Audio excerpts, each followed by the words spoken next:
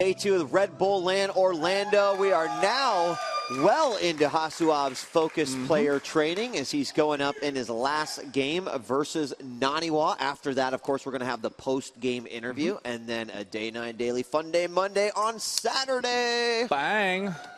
Gosh, Monday's the best day of the week so far that we try to make it happen as many times as possible. So now it is still 30 minutes left on HasuObs Challenge, so he was going to go till 11. If this is a short game, then that means that we will get the opportunity to maybe see a 6th game in HasuObs Challenge. So that is awesome. It looks like we are in the game on Shakura's Plateau, with HasuObs spawning in the top left of Shakura's Plateau. Players joking about various build orders at the start. NaNiwa doing, oh my gosh, an unhappy face with a double frowny chin. Did you see why? Did you see why? It's because NaNiwa was actually in Windows when the game started, and so he said something. And HasuObs was like, well, don't worry, it won't matter. He's like, yeah, you're right, I can't win against you anyway. And so that's where it came from. A little friendly banter between the guys. Yeah. Oh, that's self-deprecating humor. So, you know, NaNiwa, in the chat before the game, we were talking a little bit about, you know, possibly going Phoenix. There hasn't been really any Phoenix play that we've seen in this game, or in this challenge. We also have not seen 4-gate defense, and NaNiwa is very experienced with 4-gating, so we might be seeing that today. But the build that I've seen NaNiwa do most of all is where he goes 1 Stalker and builds another gateway, then goes for 2 Stalkers for the standard 3-Stalker opening. But he chrono boosts his Warp Gate, there we go. He chrono boosts his Warp Gate 5 times, and then he builds a 3rd gateway. So that way, everything finishes all at once, and he can push with 6 Stalkers very, very quickly at the front. It catches a lot of players off guard and makes them build extra sentries they don't want to. All right, well, NaNiwa is certainly going to be a new style of challenge for him, and I saw you maybe suggesting a few things to try. Did NaNiwa actually commit to any of those? Do we know, or...? NaNiwa didn't really want to commit in this game. He pretty much said, no, I have something. No, you're going to see. Okay, good. So we actually have seen 4 completely different styles in every single game. Really fast blink, really fast expand, really standard play from Sase, really aggressive play coming out of Sase in game number 1. And it looks like NaNiwa is doing a pretty unusual Zealot opening himself. It looks like he's actually leading on the first Zealot. Maybe he knows exactly what Hasu is going to do and say, hey, you know what training you need? You need training against if someone does the exact same build against you. That would truly be a funny matchup. It actually would be. But, you know, at the same time, I think a lot of players are starting to favor this double Zealot at the start. Zealots are really good against Stalkers, so long as you have the appropriate micro against them. You just have to have some Stalkers on your side. So NaNiwa also looks like he is chrono boosting out a Stalker himself. He hasn't chrono boosted his Warp Gate at all yet. It might be some sort of funky delayed 4-gate where he gets these 4 units out right off the bat.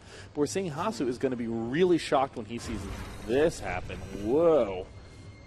Yeah, and you know, I think that he did chrono out both of those Zealots. And HasuObs is going to get the first attack here on the Zealot. NaNiwa is going to need to pull it away, and does manage to get away. Other Zealot coming down to try to help out and things. And oh my gosh, we just have a little Zealot war coming on. But what is not out for HasuObs is that Stalker, and NaNiwa is going to be at a big advantage here. He's trying to pick off that 1 Zealot. Is he going to be able to do it? He needs to switch targets, but he's going to focus down on that Stalker. The Zealot manages to stay alive, and he may have had his chance. NaNiwa is going to eliminate 1 Zealot, trying to eliminate Zealot number 2, and he is successful. It looks like, I mean, pretty much a flawless victory out of NaNiwa right now, managing to pick off both of those Zealots with relative ease, now getting gateways 2 and 3. Doing another chrono boost there. I mean, we're starting to see that in PvP, the variety of builds is getting really big. With a 5th gateway unit out off that first gateway, that's something pretty insane. I mean, this is a pretty remarkably aggressive opening. Wow. Wow, super aggressive to the point where the pylon's already gone down. The Warp Gate is going to be finishing up, and he's going to have a lot more units reinforcing here in a matter of moments. But HasuObs' Warp Gate finishing up as well. It didn't necessarily coincide with his other gateways, though, so he only is able to open 1 at this moment, and the probes have to get into battle. We mentioned that we may go on to game number 6. Day 9, and I think that's very much a possibility. Is he done yet? I mean, he may even go on to game number 7 if the game ends up ending too quickly. Right now, NaNiwa doing a great job reinforcing. Still more gateways trying to pop up, and Hasu has to ask, what tech pattern does he actually want to choose at this point? Should he just go 4-gate? Yeah, and there's a very quick GG. It looks like HasuObs being caught off guard a little bit by someone doing a similar mirrored aggression. And I think that's a really, really simple lesson to learn from that one. I am so used to being the aggressor. I'm so used to having the freedom and the leisure to move cross-map that I still have to be aware that sometimes I'll have to play on the defensive. I actually think that if he just played straight defensively, it would have been 4 gates for Hasu versus 3 gates for NaNiwa, and it would have been a clean win.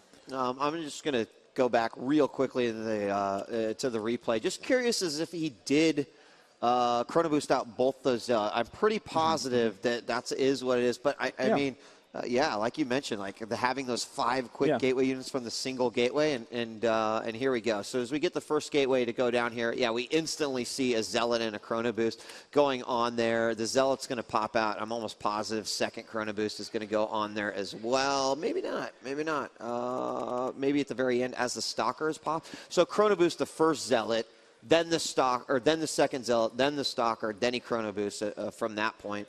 And I guess that would allow him to still go back to probes if he wanted to as well. So that's where he really got that unit lead right away with the 2 Zealots, 1 Stalker. It just made Hasu's Stalker way, way behind, and that little battle in the middle definitely went NaNiwa's Yeah, favor. I mean, NaNiwa just has some really phenomenal control in those games. I mean, just like exactly pulling everything at just the right angle at just the right time, and that's kind of just par for the PvP course. If you try to be a little too aggressive and you're up against a player who has a lot of experience and incredible micro, you may lose one of those early micro battles and be SOL very